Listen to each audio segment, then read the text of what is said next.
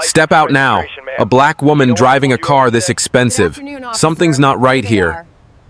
Officer Derek Cain gripped his weapon, eyes narrowed as the BMW door opened. He'd already summoned backup, convinced he'd cornered a drug dealer. What business did someone like her have driving a $70,000 car through Riverside District, the city's wealthiest neighborhood? This arrest, he was certain, would be the highlight of his career. Cain had patrolled Riverside all morning with a predatory focus. The black BMW, with its tinted windows and expensive rims, had caught his eye 6 blocks back. It felt out of place, an anomaly in a neighborhood he'd mentally profiled. Everything about it screamed suspicious. 3 backup units were now strategically positioned, lights silently ready. The driver stepped out with a precision that surprised him. Cain expected defiance, resistance. Instead, she stood perfectly straight, shoulders back, a posture of inherent authority. Cain's smirk faltered. Full military dress uniform. Ribbons covered her chest. Silver eagles gleamed on her shoulders. A colonel. Backup sirens began to wail, a dissonant crescendo that sounded to Cain like a funeral march for his burgeoning career. "Officer, you just made an assumption that will cost you everything," she stated, her voice deadly calm, devoid of emotion. Cain's hand trembled. He hadn't pulled over a criminal. He had just attacked a senior officer with the power to irrevocably end his career, and potentially much more. 2 hours earlier, Derek Cain started his shift like any other day. Coffee in hand, he scrolled through last week's arrest photos, predominantly black faces. "Cain, we need those numbers up," Sergeant Walsh had barked during morning briefing. "New proactive policing initiative in the Riverside District. Keep your eyes open for anything suspicious." Cain had nodded, a glint of satisfaction in his eyes. Riverside meant affluent homes, luxury vehicles, and in his mind, easy targets who didn't belong. It was his kind of hunting ground. "Roger that, Sarge. I'll keep the peace," he'd said, a chilling subtext to his words. Meanwhile, across town, Colonel Frances Turner concluded her morning physical training precisely at 0600 hours. 25 years of military discipline, forged through multiple deployments, instilled a routine that left no room for complacency. She checked her encrypted emails, another Pentagon meeting on the critical $50 million civilian military police cooperation budget. Her BMW gleamed in the driveway, a symbol of profound personal sacrifice and achievement. It was a gift from her late husband, a Vietnam veteran who'd meticulously saved every deployment bonus to purchase it for her promotion to colonel. The car embodied honor, perseverance, and dreams, hard won. Turner slipped into civilian clothes but kept her dress uniform hanging in the back seat. A 1,400-hour base inspection required full military dress, and she meticulously adhered to regulations. As she pulled out, she was utterly unaware that her very success was about to become a target for another man's prejudice. Cain patrolled Riverside with heightened aggression. 3 traffic stops already, all clean, all frustratingly disappointing. Then he saw it. The black BMW with tinted windows and expensive rims, driving the speed limit through the neighborhood's most exclusive section. "Dispatch, Unit 251. I've got eyes on a suspicious vehicle. Black BMW, tinted windows, doesn't fit the neighborhood profile." Cain's pulse quickened. This felt different, the significant score he'd been waiting for. He tailed her for 3 blocks, constructing his narrative. Expensive car, wrong driver, certainly stolen or drug money. Backup requested to Maple and 5th. Possible stolen vehicle. Suspected drug activity. Turner professionally checked her mirrors. The patrol car had been following for 6 blocks, maintaining distance but clearly tracking her. Years of convoy security in Afghanistan automatically kicked in, hands visible on the wheel, speed precisely at the limit, signals for every turn. She had no inkling the officer behind her had already rendered his prejudiced verdict. Cain smiled as more units responded to his call. This was it. The arrest that would define his career. He hit his emergency lights with pure satisfaction, oblivious that he had just targeted the one person whose authority transcended local policing, capable of exposing and dismantling his entire department. Cain exited his patrol car with the swagger of a hunter cornering prey. 3 backup units converged, their flashing lights illuminating the scene like a Hollywood set. Turner pulled over smoothly, engine off, hands clearly visible. Every movement was precise, professional, exactly as she had trained thousands of soldiers to behave during vehicle checkpoints in combat zones. Cain approached the driver's side, hand resting on his weapon, his body language an overt display of barely contained aggression. "Do you know why I stopped you?" he demanded, his tone accusatory. "No, sir. Please inform me," Turner replied with military precision, her voice calm and respectful. Cain's jaw tightened. He'd anticipated attitude, an argument, anything to justify the escalation he'd planned. Her unflappable compliance was almost insulting. "Step out of the vehicle now." Turner complied smoothly, keeping her hands visible, moving with unmistakable military bearing. Cain, though unable to pinpoint why, sensed a distinct difference about her. "Whose car is this?" he pressed, his tone implying theft before she could even answer. "Mine, sir. Registration and insurance are in the glove compartment, along with my identification." Turner handed over her documents, including her military ID. Cain barely glanced at it, his attention fixed on the expensive vehicle registration. "How do you afford a car like this?" The question hung, loaded with accusation. Turner understood its true intent. "I'm a military officer, sir. This vehicle was purchased with legitimate military pay and deployment bonuses." By now, 3 more officers had arrived. Cain felt invincible, his confidence ballooning with each additional uniform. Turner remained perfectly calm, mentally cataloging badge numbers, patrol car identifications, and precise timestamps. Her strategic mind was already at work, meticulously building her own case. "I'm going to search this vehicle," Cain announced, his tone leaving no room for argument. "Sir, do you have a warrant or probable cause for the search?" Turner inquired, asserting her rights. Cain's face flushed. "Suspicious behavior and ongoing drug investigation. That's all the probable cause I need." Turner understood her constitutional rights, but she also calculated the situation tactically. Resist now and face certain violence, or meticulously document everything for systematic justice later. "I'll comply under protest, Officer Cain." Cain heard only defiance in her measured words. "Smart choice," he smirked, moving toward her trunk. But when Cain popped that trunk open, everything was about to change irrevocably. He opened the trunk with the confidence of a man expecting to find illicit drugs, weapons, or stolen goods. Instead, he found something that should have given any reasonable officer pause. A military deployment bag sat neatly in the corner, with a perfectly pressed dress uniform visible through its clear garment bag. Military ribbons, commendations, and medals were carefully organized in a presentation case. Any truly professional officer would have immediately recognized their profound significance. Cain, however, was not reasonable. "Playing dress-up now?" he sneered, pulling out the uniform roughly, handling it like a cheap costume. "Where'd you steal this from? A pawn shop?" Turner's jaw clenched, watching him desecrate the uniform that represented her life's service, her sacrifice, her honor. Cain then opened the metal case, pulling out her bronze star. "These fake too? You people really go all out with the props." He dropped the bronze star carelessly.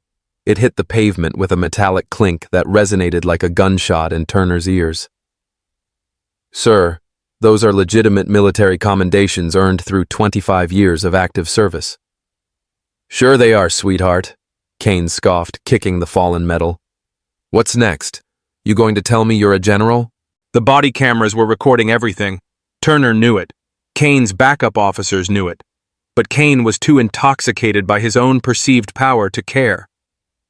"Turn around. Hands on the vehicle." "Sir, if you're conducting a search, department policy requires a female officer," Turner stated calmly. "I'll decide what policy requires." Cain's voice cracked like a whip. Turner complied, knowing the cameras captured every violation of procedure, every breach of her rights, every moment of this humiliation. Cain dumped her purse contents onto the ground. Military challenge coins scattered across the asphalt, gifts from grateful soldiers whose lives she'd saved in Afghanistan, Iraq, and Syria. Each coin represented a mission accomplished, a life preserved, an oath fulfilled.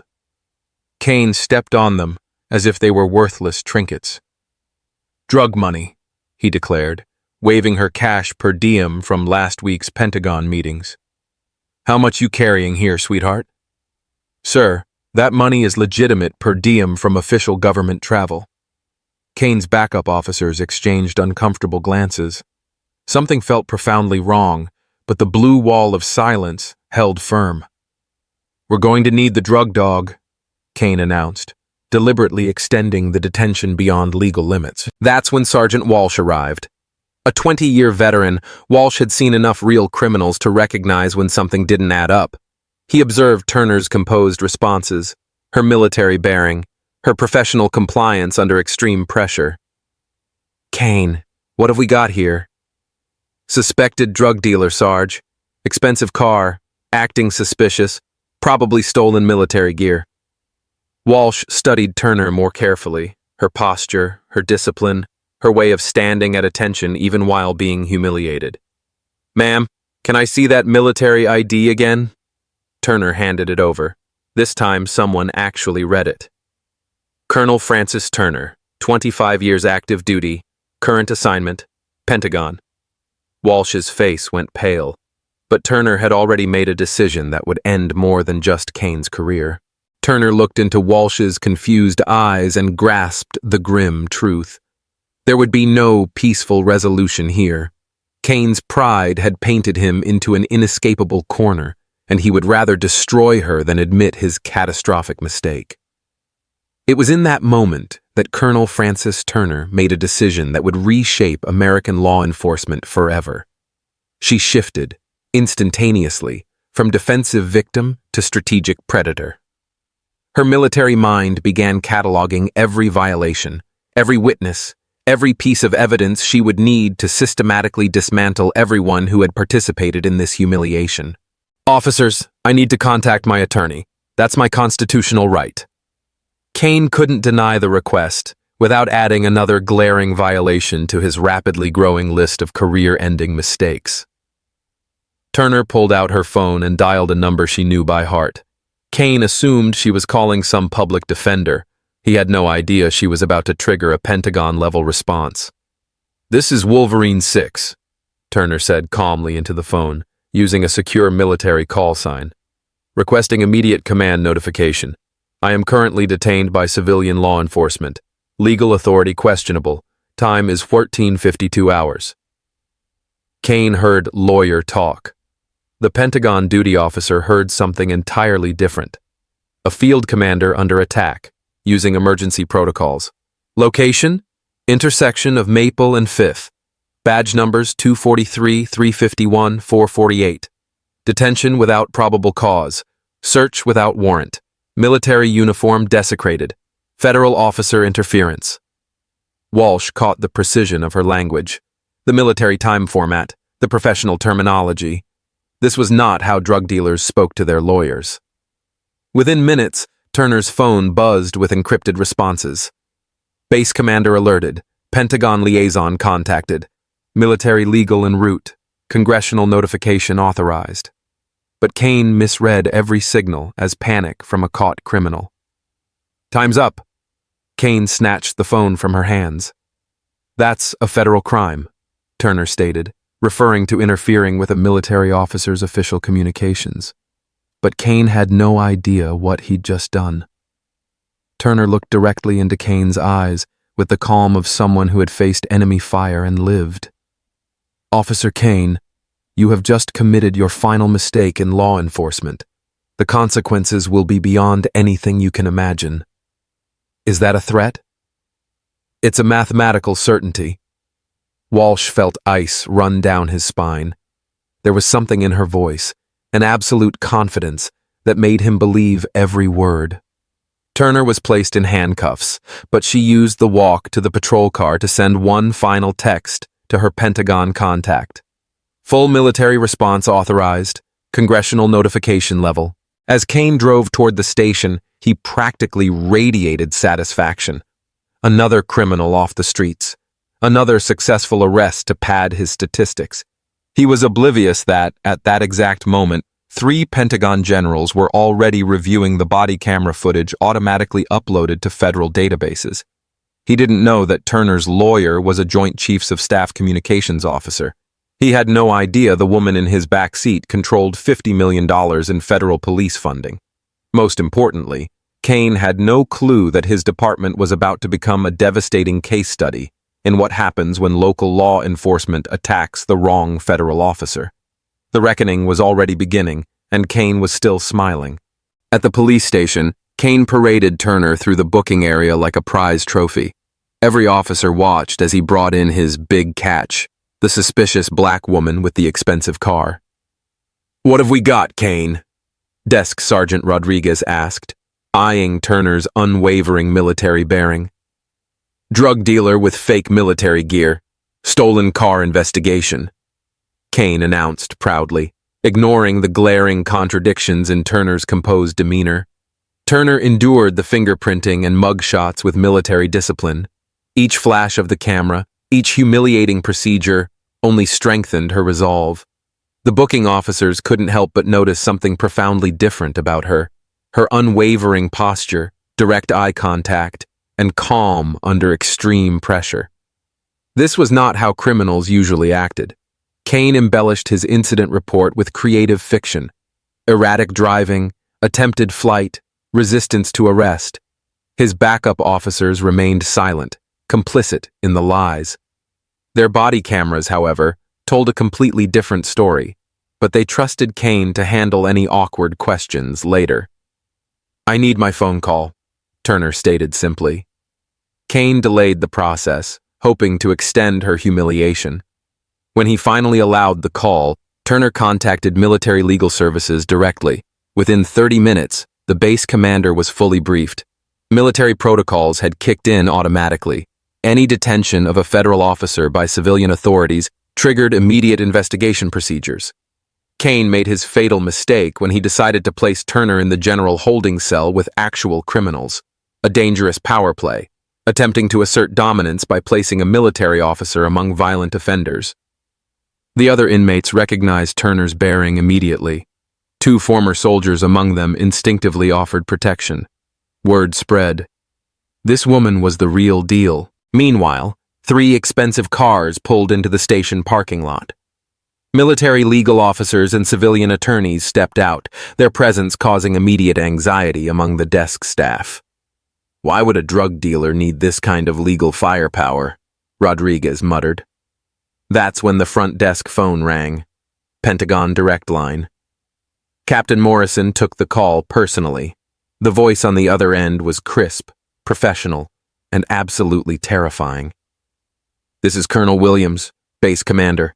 We need immediate confirmation of Colonel Turner's welfare and current detention status." Morrison's face went white. Real colonel. Real Pentagon. Real career-ending crisis. Morrison slammed down the phone and sprinted toward the holding cells, but it was already too late to stop what Cain had set in motion.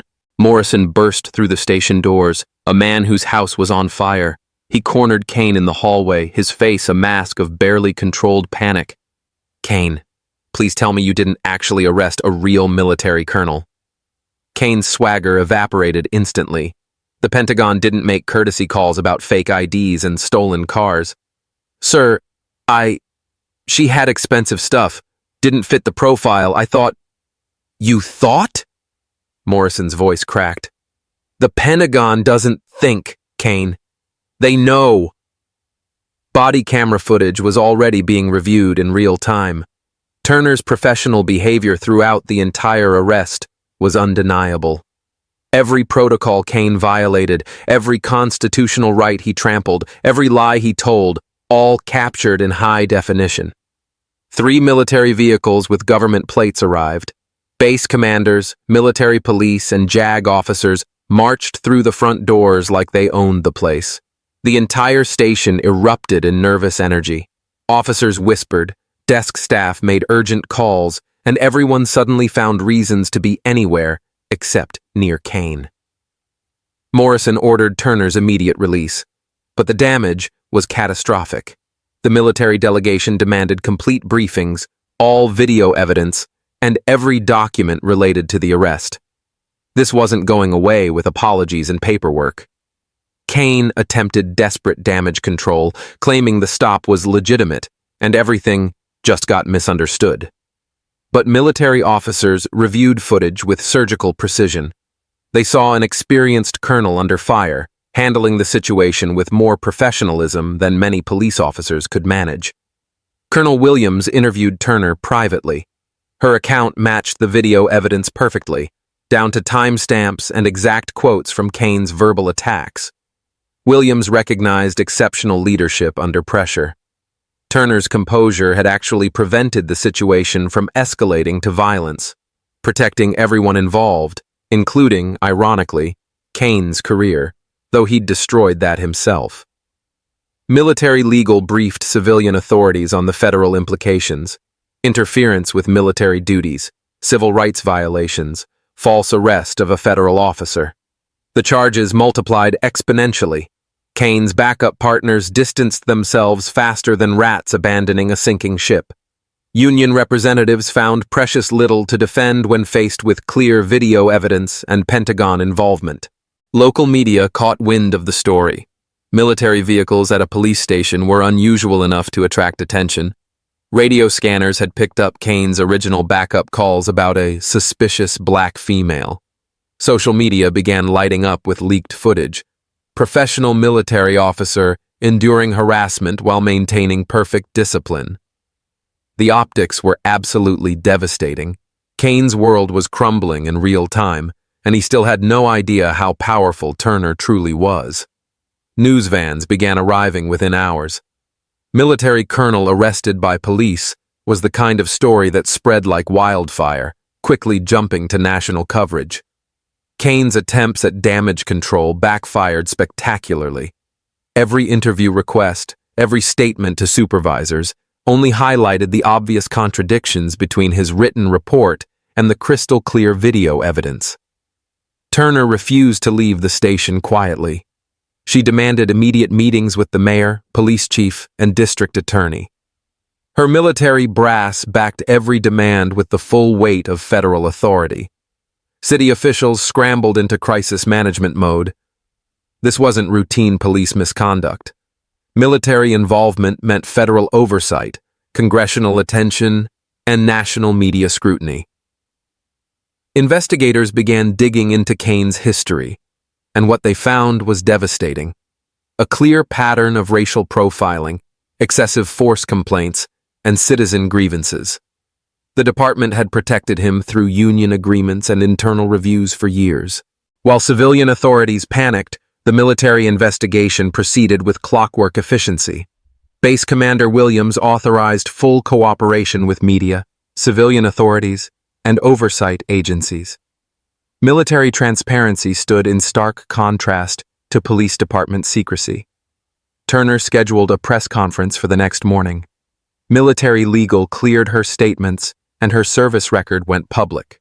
Bronze Star recipient, Combat Action Badge, multiple deployments, 25 years of exemplary reviews. Social media pressure exploded overnight. #Justice for Colonel began trending nationally. Veterans organizations expressed outrage at the desecration of military uniforms and medals. Civil rights groups demanded an immediate federal investigation. Cain's personal life imploded as rapidly as his professional one. His family received threatening calls. His children faced harassment at school. His wife seriously considered separation. Career destruction was spreading into complete personal devastation.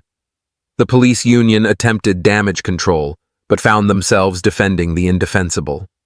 Clear video evidence, Pentagon involvement, and national media attention made this a political nightmare.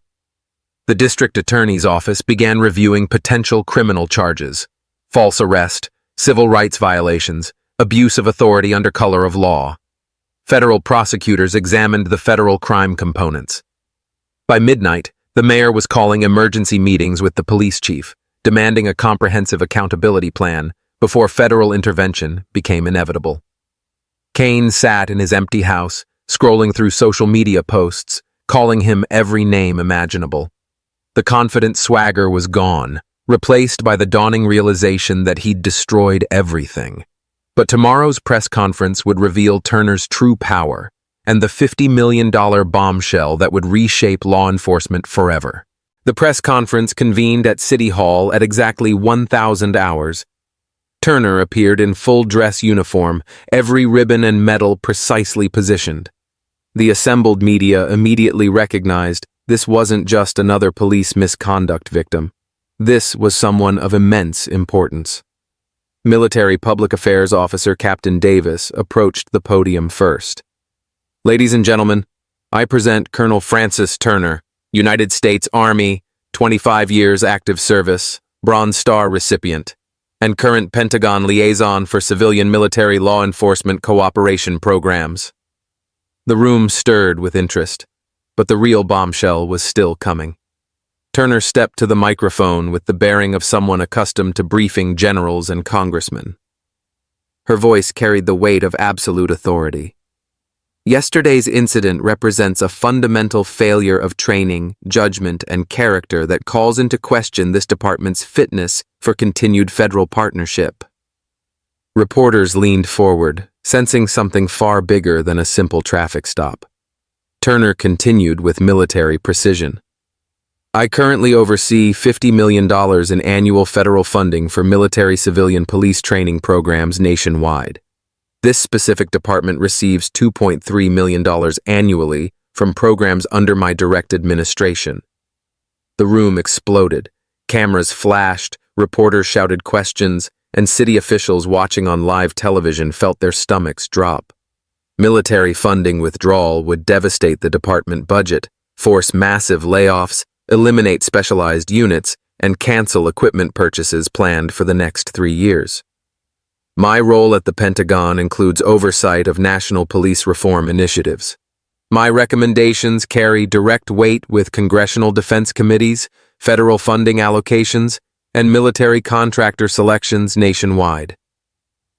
Cain, watching from the department break room, finally understood the scope of his catastrophic mistake. He hadn't just attacked some random military officer. He'd humiliated the person who controlled his department's funding, future, and federal relationships. Turner's calm voice delivered the third devastating revelation. "Based on yesterday's experience, military investigation has expanded to review all departments receiving federal law enforcement cooperation funding. My treatment will serve as a test case for continued military-civilian partnerships nationwide." Captain Morrison's face appeared on camera behind the podium, his expression pure horror as the implications sank in. Federal audit, funding withdrawal, public oversight, media scrutiny, congressional investigation, legal liability, everything hitting simultaneously. The fourth revelation struck like a nuclear bomb. My Pentagon network includes Joint Chiefs of Staff liaison, Congressional Defense Committee members, federal law enforcement oversight directors, academic research institutions, and international policing cooperation programs. Yesterday's phone call triggered responses throughout the entire military-civilian law enforcement community.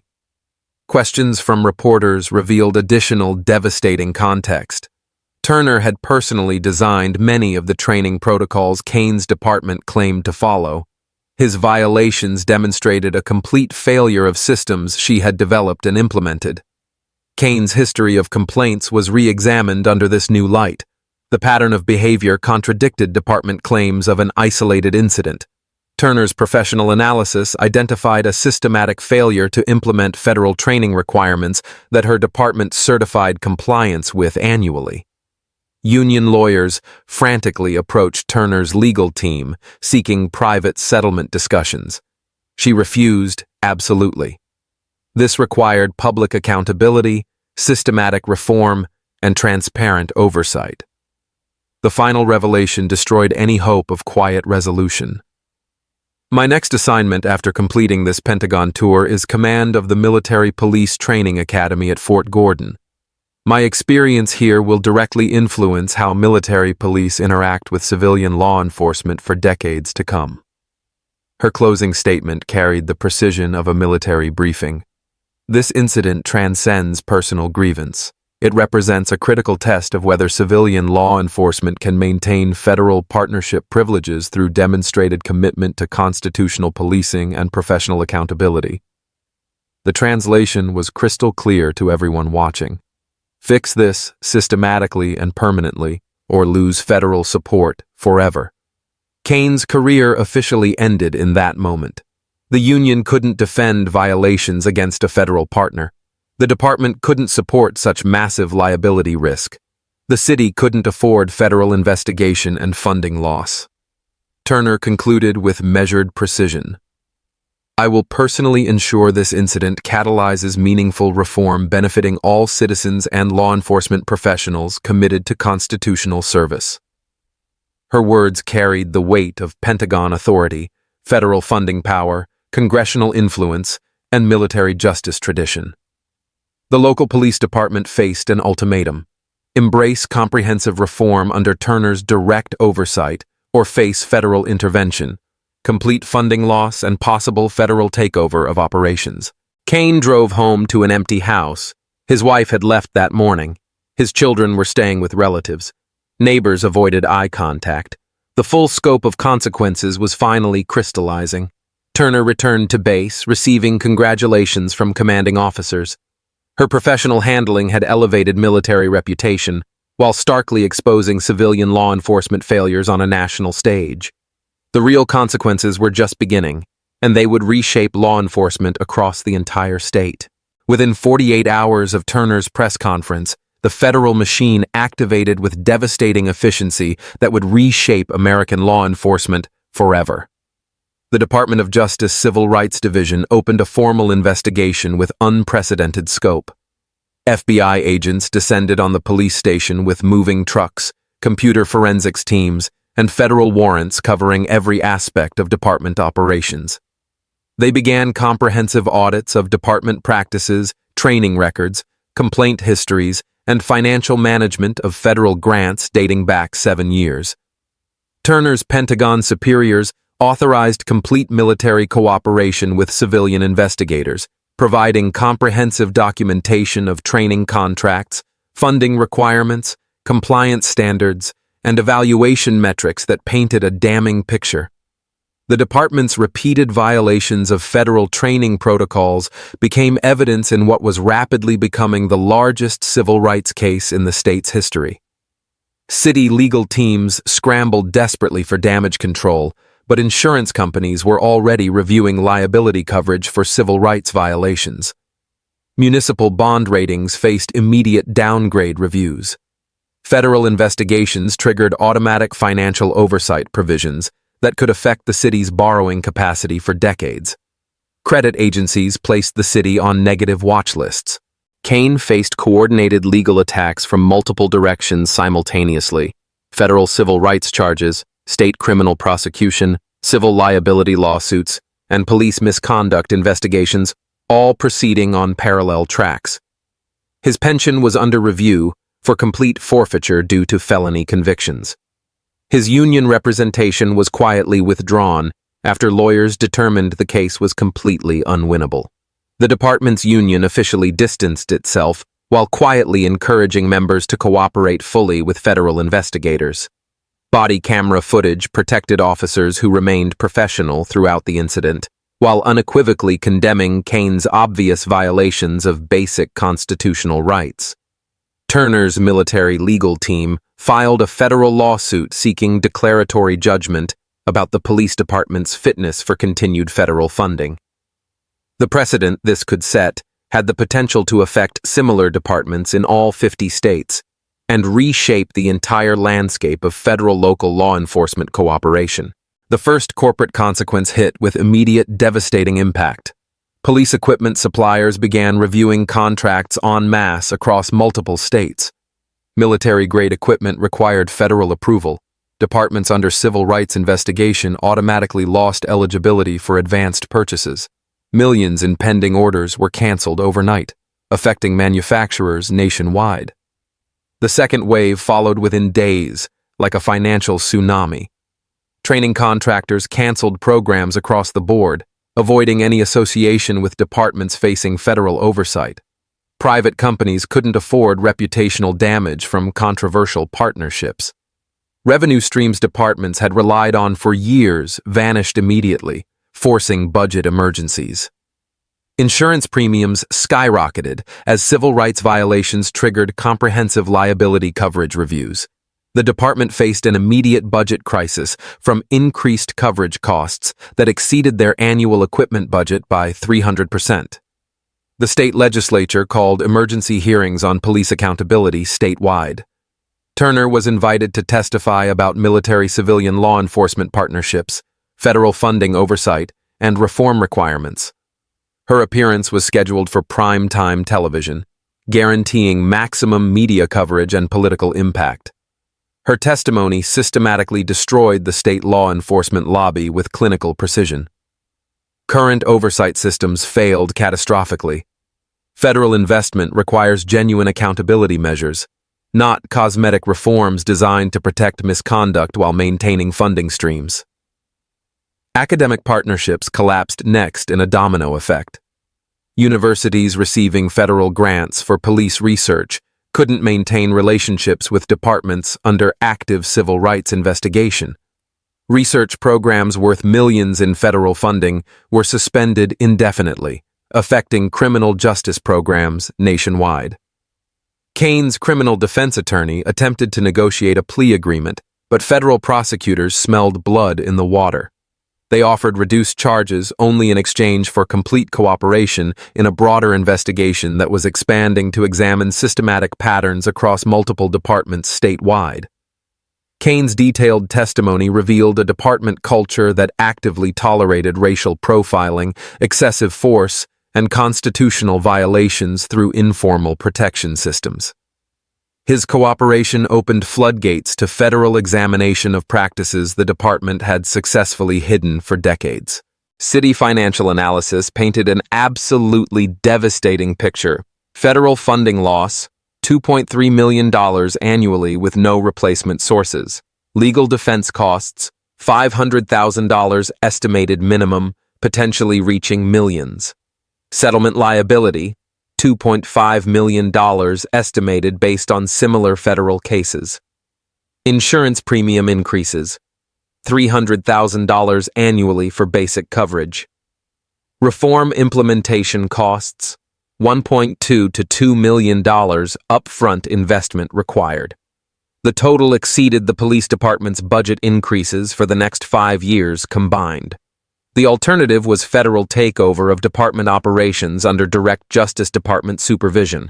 Political fallout spread like wildfire through local government. The mayor faced recall petitions with thousands of signatures collected in record time. The police chief announced early retirement, effective immediately, to avoid termination. City council members rushed to distance themselves from law enforcement policies they had unanimously supported just weeks earlier. Turner's influence extended far beyond local impact into national policy development. Pentagon briefings included her recommendations for comprehensive policy changes in military-civilian law enforcement cooperation. Her incident became the primary catalyst for federal policy affecting thousands of departments nationwide. Congressional defense committees scheduled extensive hearings to review all police training funding nationwide. Turner's case became the definitive example for enhanced oversight requirements, accountability measures, and funding conditions that would fundamentally reshape American policing practices. Media investigations expanded exponentially across multiple states. National outlets began examining similar incidents in other departments receiving federal training funds. Patterns emerged of inadequate oversight, ineffective training, and systematic accountability failures spanning dozens of states and hundreds of departments. Cain's family faced complete social ostracism that destroyed their entire support network. His children transferred schools twice to escape relentless harassment. His wife filed divorce papers, citing irreconcilable differences and unbearable public humiliation. Extended family members publicly expressed shame and completely distanced themselves from his actions. Economic impacts spread throughout the city like a cancer. Federal investigation delayed economic development projects requiring federal approval or funding. Business relocations were reconsidered due to law enforcement reputation damage. Tourism declined as negative publicity spread nationally through social media. Turner briefed Pentagon leadership on systematic reform requirements derived directly from her experience. Her recommendations became immediate federal policy: enhanced background checks for departments receiving military cooperation, mandatory bias training with federal oversight, automatic funding suspension for civil rights violations, and comprehensive annual compliance audits.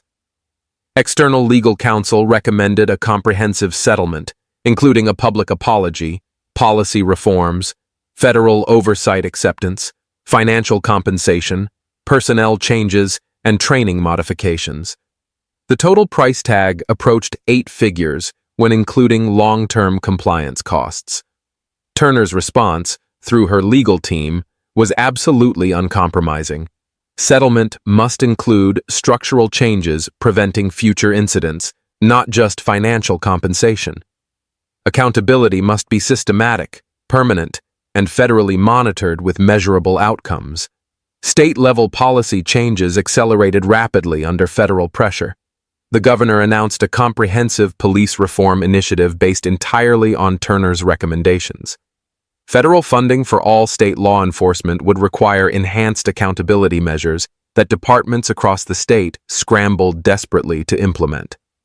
The department faced an existential choice: accept federal oversight with comprehensive reform requirements, or reject federal funding and operate with a dramatically reduced budget, limited equipment, and constrained operations that would effectively end modern policing capabilities.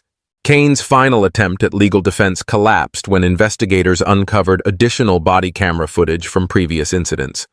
The evidence showed clear patterns of racial profiling, constitutional violations, and aggressive behavior toward minority citizens spanning his entire career.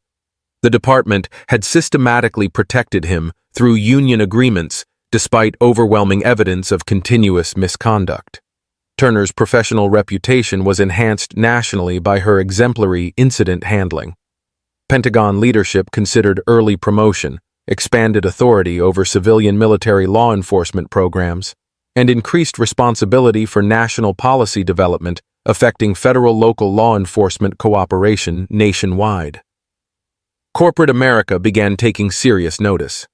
Defense contractors questioned whether to maintain relationships with police departments facing federal oversight. Technology companies providing surveillance equipment reconsidered contracts with agencies under civil rights investigation. The ripple effects were fundamentally transforming American law enforcement at the federal level, and Cain's single traffic stop had triggered the largest systematic reform in modern policing history. Cain's termination hearing convened 3 weeks later, with national media attention transforming the small hearing room into a circus. Department officials attempted to portray the incident as isolated misconduct by a single rogue officer, but their strategy crumbled before federal investigators even presented evidence. Turner testified via secure video conference directly from the Pentagon. Her full dress uniform and military bearing created a stark contrast to Cain's wrinkled civilian clothes and obvious desperation. The visual alone told the entire story. Federal investigators presented their first piece of evidence. Cain's training records revealed multiple failures to complete required bias training, de-escalation courses, and constitutional law updates over a 3-year period. The department had signed federal compliance certifications while knowingly allowing Cain to operate without current training. This represents systematic deception of federal oversight, the lead investigator stated flatly. Not individual failure, but institutional fraud. Cain's training supervisor shifted uncomfortably in his seat as the evidence mounted. The second revelation was even more damaging. Complaint history revealed a deliberate pattern of citizen grievances systematically dismissed through internal review processes designed to protect officers rather than serve justice. Federal investigation found documented evidence of protecting officers like Cain through institutional bias spanning multiple years. Turner's testimony was devastating in its professional precision. Officer Cain's actions demonstrate a complete failure of training systems, supervisory oversight, and accountability measures that federal funding specifically requires. This wasn't an accident. This was predictable. Cain's defense attorney attempted to shift blame to department leadership, claiming inadequate training and cultural pressures beyond Cain's control. The strategy backfired spectacularly when federal prosecutors used his testimony to expand the investigation beyond individual misconduct into systematic department failures. The third piece of evidence destroyed any remaining sympathy. Body camera footage from Cain's previous incidents showed clear patterns of racial profiling, constitutional violations, and aggressive behavior toward minority citizens. Over 18 months, the department had protected him through union agreements despite overwhelming evidence of continuous problems. Department union representatives realized defending Cain threatened their entire membership. They announced the union would not appeal termination decisions if the federal investigation limited its scope to Cain's individual actions rather than expanding to examine union protection practices. Federal prosecutors rejected the bargain immediately. Investigation continues regardless of individual termination. Systematic problems require systematic solutions beyond individual accountability. Cain's personal testimony revealed the full depth of his bias, entitlement, and assumption of protection through police culture. His own words condemned him completely, showing no genuine regret for his actions, only for the consequences. "I was doing my job the way I was taught," Cain insisted. "Nobody ever told me this was wrong." The hearing officer reviewed federal requirements for police departments receiving military cooperation funding. Cain's violations breached multiple federal mandates the department had certified compliance with annually for 5 years.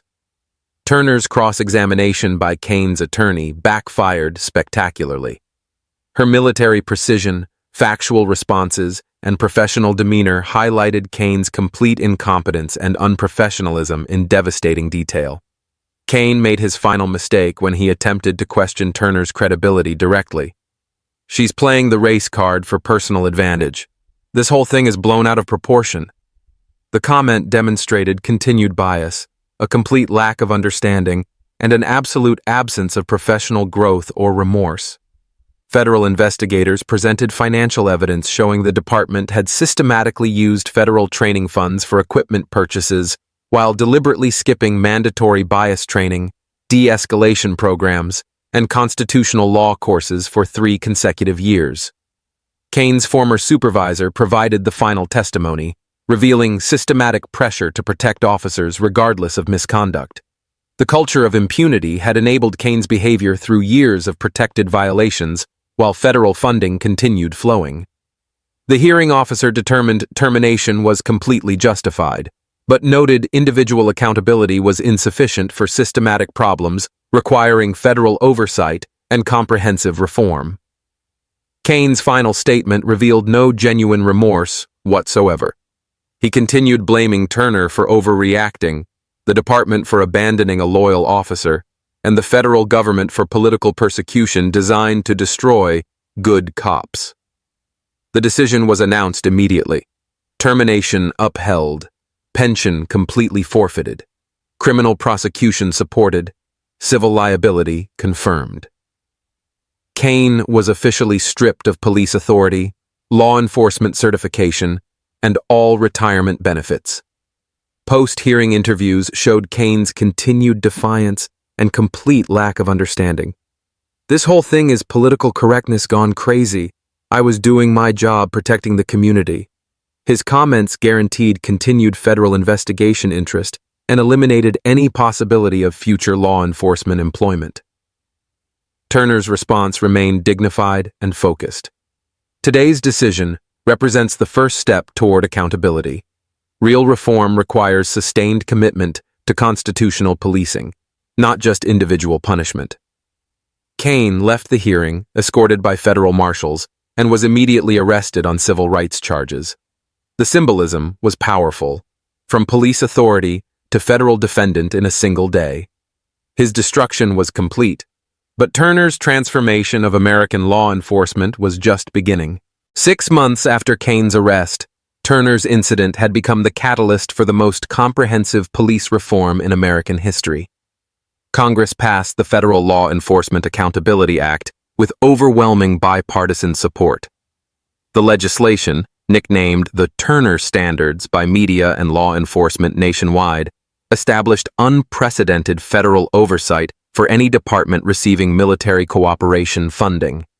These standards became federal law with immediate effect: mandatory bias training with federal oversight every 90 days, automatic funding suspension for any civil rights violations, comprehensive annual compliance audits, independent oversight requirements, and enhanced background checks for all officers in federally funded programs. Cain's former department transformed completely under federal monitoring. A new chief was appointed with direct community input for the first time in the city's history. Bias training became monthly requirements rather than annual suggestions. A citizen oversight board was established with real investigative authority and subpoena power. Body camera policies were strengthened with automatic federal review of all use-of-force incidents. Turner received a promotion to Pentagon Policy Director for Civilian-Military Law Enforcement Cooperation, overseeing the implementation of reforms she had personally designed. Her experience transformed federal approaches to police funding, training requirements, and accountability measures nationwide. Cain was convicted on federal civil rights charges and sentenced to 3 years in federal prison. State criminal prosecution resulted in additional convictions for false arrest and abuse of authority. The civil lawsuit settlement exceeded $2.1 million, paid entirely by city insurance, driving premium costs up across the region. National police organizations initially resisted the Turner Standards, but federal funding pressure forced rapid compliance. Departments faced a simple choice: enhanced accountability or reduced federal support. Most chose accountability over autonomy.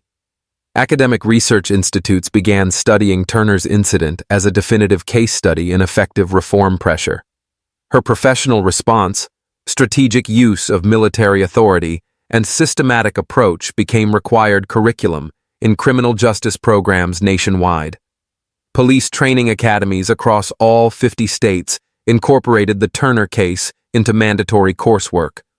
Her handling of illegal detention became the textbook example of de-escalation, documentation, and strategic response under extreme pressure. Congressional oversight hearings examined military-civilian law enforcement partnerships with Turner as the primary expert witness. Her recommendations became immediate federal policy, affecting thousands of departments and millions in funding allocations. Cain's former city became a model for successful reform implementation. Federal oversight ended after 18 months of demonstrated compliance. Community relations improved dramatically. Citizen complaints decreased by 60%, and professional standards were elevated to levels that attracted quality recruits from across the region. Other departments facing similar federal review studied the city's reform model extensively. Turner was personally consulted by over 40 municipalities seeking federal oversight resolution through comprehensive accountability measures rather than lengthy legal battles. Cain's former colleagues embraced reform rather than resist federal requirements. Professional officers recognized the benefits of enhanced training, clear standards, and community support earned through genuine accountability. International law enforcement communities studied Turner Standards as the premier model for police accountability in democratic societies. Her Pentagon role expanded to include consulting with allied nations implementing similar reforms in their law enforcement systems. Police unions nationwide adapted to new accountability requirements rather than fight inevitable change. Professional officers supported enhanced standards that clearly distinguished competent law enforcement from incompetent or biased policing. Turner's military career accelerated rapidly. Pentagon leadership considered her for early promotion to general officer based on innovative leadership in civilian-military cooperation, policy development, and systematic reform implementation that had transformed American policing.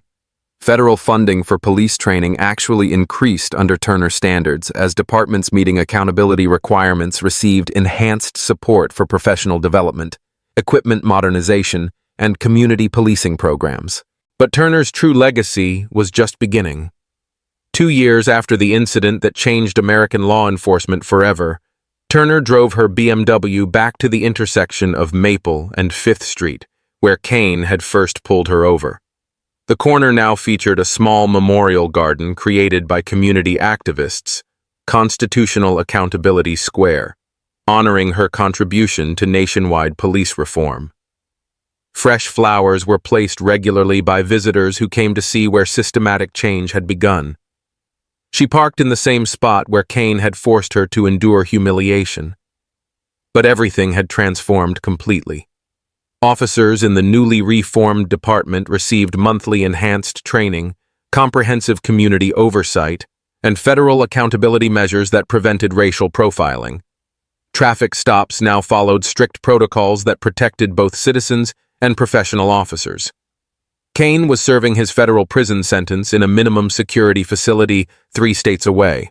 Divorced, estranged from children who had legally changed their names to escape association with his actions, he spent his days in the prison library reading about civil rights cases.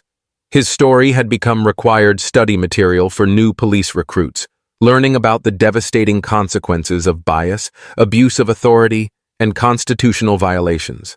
Turner's Pentagon office overlooked Arlington National Cemetery, providing daily reminders of service members who had died defending the constitutional principles Cain had violated. Her work honored their sacrifice through civilian-military law enforcement partnerships built on mutual accountability and shared commitment to justice. Federal statistics demonstrated measurable improvement wherever Turner standards had been implemented. Civil rights complaints decreased by an average of 58%. Community trust in law enforcement increased significantly. Department liability costs dropped substantially. Officer retention improved as professional standards attracted quality candidates while deterring those unsuited for constitutional service. Letters arrived regularly at Turner's office from officers trained under the new standards. One from a young black officer particularly moved her. "Your example showed me what professional service looks like under extreme pressure. Thank you for transforming the profession I wanted to join with pride." Similar correspondence came from police chiefs, community leaders, federal officials, and international law enforcement professionals. Her impact extended far beyond a single traffic stop into a systematic transformation that was reshaping democratic policing worldwide. Turner kept her late husband's military portrait prominently displayed. The Vietnam veteran had faced similar discrimination, fought comparable battles, and dreamed of equality his wife had finally achieved through professional excellence under unimaginable pressure. The BMW represented her complete journey from personal injustice to systematic reform. The vehicle that had triggered Cain's bias had become a symbol of professional success, earned respect, and constitutional service properly honored through accountability. Military-civilian law enforcement cooperation thrived under enhanced federal oversight. Departments meeting Turner standards received increased federal support, advanced training opportunities, equipment upgrades, and community development funding that benefited everyone committed to professional service. Cain's former department was now considered the national model for successful reform implementation. Federal oversight had ended ahead of schedule due to demonstrated compliance. Community relations were completely restored.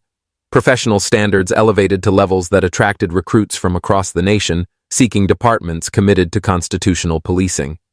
Turner's promotion to full general was confirmed with unanimous support. Military leadership recognized her extraordinary contribution to national security through civilian-military cooperation, innovative policy development, and systematic reform leadership that had strengthened democratic institutions. She maintained clear perspective about individual vindication versus systematic change. Personal justice matters less than preventing future victims through professional accountability, constitutional service, and community trust built on genuine reform rather than empty promises. Police training academies used her case as the definitive example of proper constitutional service under pressure. How professional officers should respond to stress, maintain standards during crisis, and protect community trust through personal accountability that honors the badge. Congressional recognition followed, with Turner receiving the Presidential Medal of Freedom for civilian service. Military-civilian partnerships were permanently strengthened through her leadership, vision, and professional example that proved accountability protects everyone. The intersection monument included the inscription Turner had suggested. Professional service honors constitutional principles. Accountability protects everyone. The words reflected her fundamental belief in a shared commitment to justice through professional excellence. New officers trained under Turner's standards now patrolled the same streets Cain had once controlled through bias and intimidation. Professional policing had completely replaced prejudiced enforcement through systematic accountability that served all citizens equally. Professional accountability protects constitutional service. Bias destroys everything. Turner's story proves that a single moment of courage can transform entire systems when met with professional response, strategic thinking, and unwavering commitment to justice. Her experience offers a powerful blueprint for anyone facing injustice. Document everything meticulously, respond with absolute professionalism, use available authority strategically, and focus relentlessly on systematic change over personal revenge. This isn't just about one racist cop getting what he deserved. This is about how one person's refusal to accept injustice quietly changed American law enforcement forever. Turner could have taken the easy path. She could have accepted an apology, taken a settlement, and moved on. Instead, she chose to fight for systemic change that would protect every person who came after her. The Turner standards continue spreading to every corner of America as federal requirements expand monthly. Departments that choose enhanced accountability over federal funding loss consistently find increased community support, professional pride, and sustainable improvements in public safety that benefit everyone. Cain's destruction serves as a permanent warning about the devastating consequences of unchecked bias, career annihilation, personal devastation, criminal conviction, civil liability, and professional disgrace. Individual choices matter tremendously. Bias destroys lives, but accountability protects everyone involved. Future challenges remain significant as some departments still resist comprehensive reform. Communities demand faster change, and political pressures threaten sustained progress. Turner's leadership continues through policy development, training, oversight, and federal accountability implementation that's reshaping law enforcement nationwide. International observers are studying American police reform as the premier model for democratic societies, trying to balance public safety with constitutional rights. Turner's military background brings unmatched credibility to civilian law enforcement accountability discussions worldwide. Next month brings explosive congressional hearings on expanding Turner standards to all federal law enforcement partnerships, not just military cooperation programs. Her testimony will directly influence policy affecting thousands of departments and millions of officers nationwide. Young officers trained under these enhanced standards represent the future of American policing. Professional service, genuine community trust, constitutional accountability, federal oversight, and systematic reform. This new generation embraces change that senior officers initially fought. But the most incredible part of this story? We're just getting started.